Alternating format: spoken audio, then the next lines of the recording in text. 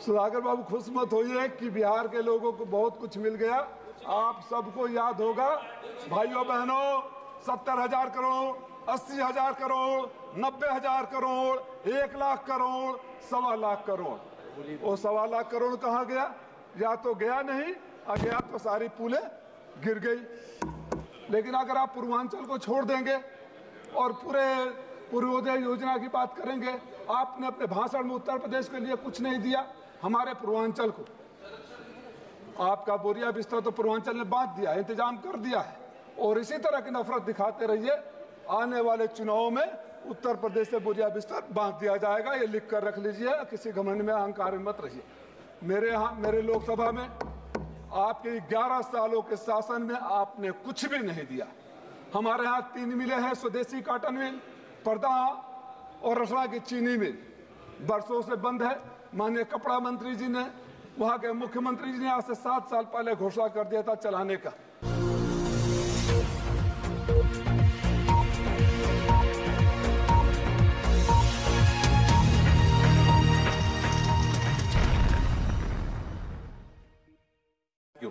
माननीय अध्यक्ष श्री राजीव राय जी,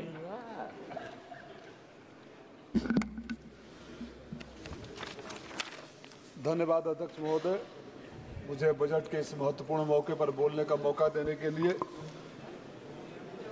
अध्यक्ष जी, अगर आप इस बजट को ध्यान से पढ़ेंगे और समझने की कोशिश करेंगे तो ये बजट कुछ और नहीं, भारतीय जनता पार्टी के झूठे दावों, झूठी बातें और जुमलों को चीख चीख कर आईना दिखाने वाला बजट है।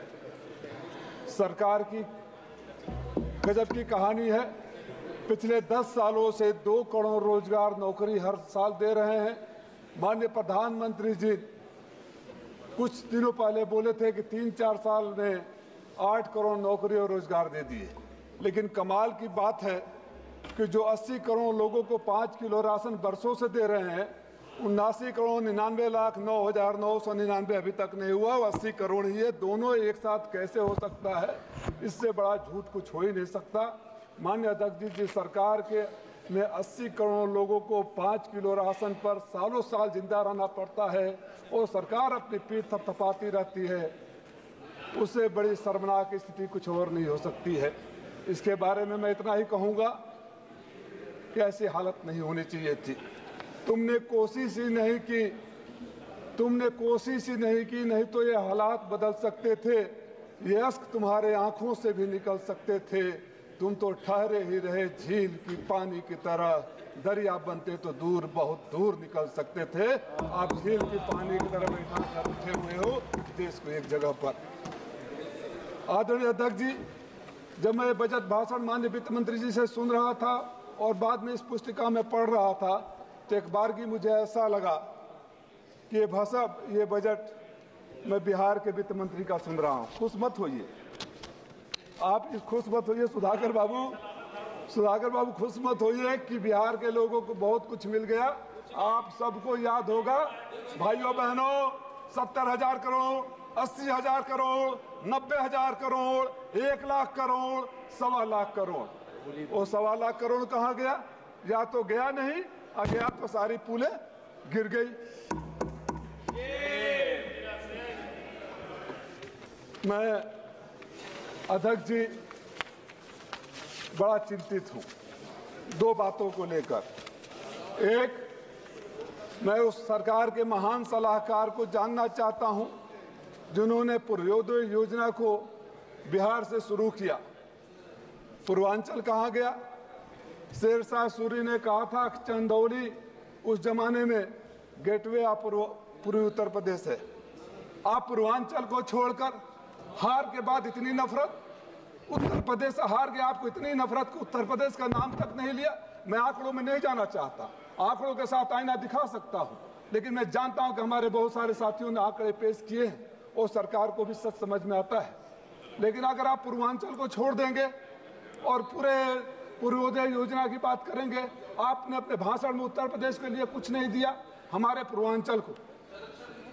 आपका बोरिया बिस्तर तो पूर्वांचल ने बांट दिया, इंतजाम कर दिया है, और इसी तरह की नफरत दिखाते रहिए। आने वाले चुनावों में उत्तर प्रदेश से बोरिया बिस्तर बांध दिया जाएगा। ये लिख कर रख लीजिए, किसी घमंड में अहंकार में मत रहिए।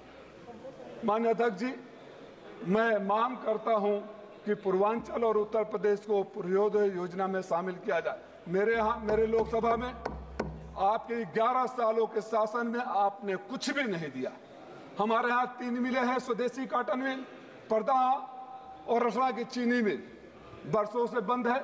माननीय कपड़ा मंत्री जी ने, वहाँ के मुख्यमंत्री जी ने आज से 7 साल पहले घोषणा कर दिया था चलाने का, और 85 एकड़ एक जगह जमीन, 25 एकड़ एक जगह जमीन लैंड माफिया के गिद्ध दृष्टि लगी हुई है।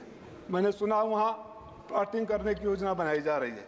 मैं आपसे मांग करता हूँ कि इस बजट में मेरे लोकसभा के तीनों मिलों को चालू किया जाए, जिससे वहाँ के लोगों को रोजगार मिल सके। और अगर किसी भी वजह से मिलों को उस हालत में चालू करना संभव नहीं हो, तो वहाँ वैकल्पिक उद्योग लगाया जाए। पूर्वांचल का सबसे पिछड़ा इलाका घोसी है। आप बाढ़ की बात कर रहे हैं, मुझे वो भी समझ में नहीं आ रहा है कि कौन सा वैज्ञानिक बताया कि इनके यहाँ बक्सर में बाढ़ आएगा तो मेरे गांव सुरई बलिया में बाढ़ नहीं आएगा। यहाँ सांसद पूर्वांचल के बैठे हुए हैं, मैं तो पीलीभीत से जोड़ता हूँ। कौन सा ऐसा जिला है जहाँ बाढ़ नहीं आता है? मेरे यहाँ मधुबन ब्लॉक का बिनटोलिया से लेकर गजियापुर का पूरा बांधा टूट रहा है। गाजीपुर के लोग सेमरा गांव सालों से डूब रहा है। बक्सर से लेकर वहां तक सारे गांव डूब रहे हैं। सैकड़ों एकड़ जमीन चली जा रही है। सरकार उसके बारे में नहीं है। ये सरकार जब बजट को पढ़ेंगे तो ऐसा एहसास होता है कि ये बजट देश के लिए नहीं, अपने उन 2 बैसाखियों के लिए बनाया गया है, जिन बैसाखियों के सहारे ये सरकार अपनी आखिरी सांसें गिन रही है और चलेगी नहीं। माननीय अध्यक्ष जी, 100 करोड़ इंटर्नशिप की, 1 करोड़ इंटर्नशिप की बात हो रही है।